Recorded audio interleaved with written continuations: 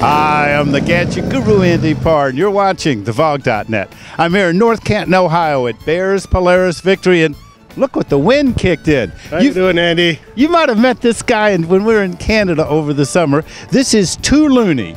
And I think the name kind of describes his personality. We'll call him Billy. But Billy, you came in from Canada. How was your trip? We had an awesome trip. The weather was really good. The roads were awesome. We left Canada about noonish, and we got here.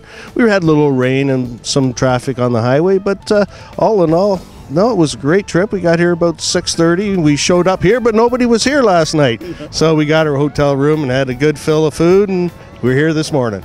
Well, right now it's, I came from Florida. It's in the upper 50s right now. It was a little bit cooler this morning. This is a little cool for me, but for you, this is like summer, isn't it? Oh, this is our riding weather. Yeah. This and the trees changing color. This is what we live for. The spring and the fall. It's the best time for riding. Doesn't matter what side of the border you're on. The leaves change, the leaves come and go, and that's where you can get the best riding. Your bike runs better when it's colder, and so you can take those curves a little. You got to watch for the leaves though, and the wet on the ground. So, but no, this is great. We're looking forward to a great day today and a great ride back home. Well, you were an early adopter of the cross country. In fact, you have one of the few, I guess, skull-themed cross countries. Tell us a little bit about your bike and what you're thinking of it these days. My bike, it's a 2010. I never thought of myself as a person to own a bike with skulls on it, but my wife looked at it and I looked at it and she says, it's beautiful. And I just, basically she's the one that found the bike for me. The cross country is something, I was looking at the Vision first. Cross country, when it first came out, that was it. That was the bike. I'm more of a cruiser guy than a tour, and this is the bike for me.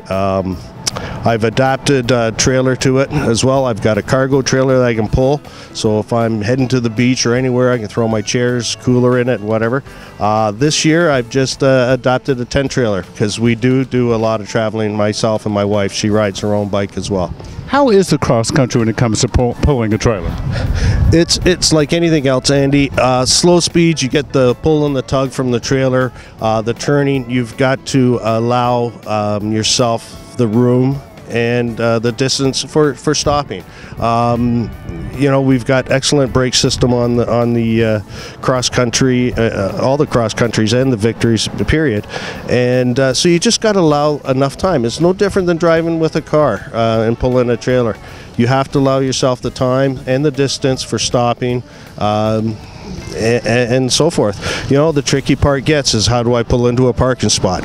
Well, you got to pick and choose your parking spots. You might have to walk a little distance to get where you're going to go. It's called good planning. It's planning. You kind of scoop out the area as you're driving into a parking lot. Where can I park my trailer? With me and my friends, there's about 4 or 5 as we all have tent trailers. We ride in a group. We travel, and the lead guy looks and he knows how to pull into a parking lot, even donut shops that we'll pull in, and we just line ourselves up that we can get back out again. Now, I noticed that you've added the J&M communication system on it. What's your input or review on that? I don't think I would have it otherwise. If I'm riding with very experienced riders, like going back to the old days, we knew each other and how to ride. But now, we've got our wives riding with us. They have special needs. Even we have special needs. If I'm feeling fatigued, I can let the rest of the group know I need to stop.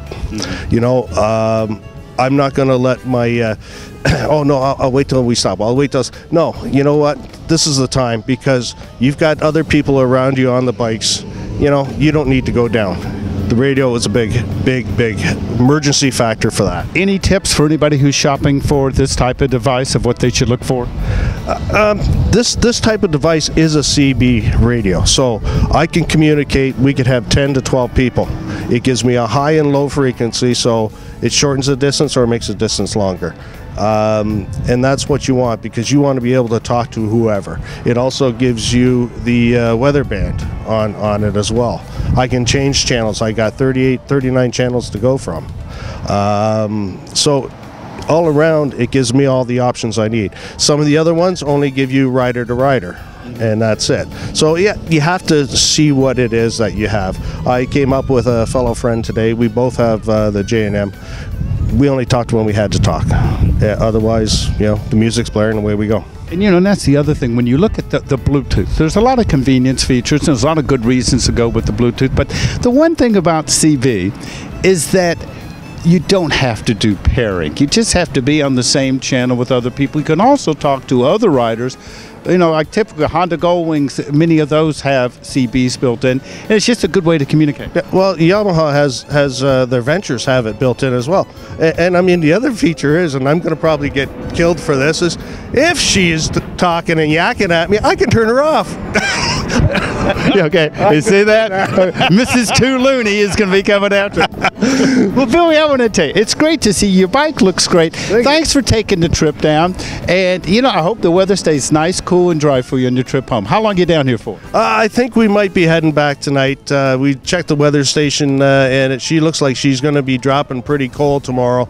And, we got some things to do, like, it was nice that my wife allowed me to come down. It's good. See, now he's kissing up. How do you like that? But no, it's great. I wanted to come down anyway. A friend of mine is looking at buying a Victory, and so and he joined the VOG as well. So I figured, let's get him down here and let him meet the people, let him take a look at the bikes. Well, Billy, I got to tell you, it's always a pleasure to see you. Please give my best to our other Canadian VOG member friends. For the VOG.net, I'm the Gadget Guru, Andy Parr, and I'll see you on the road and online.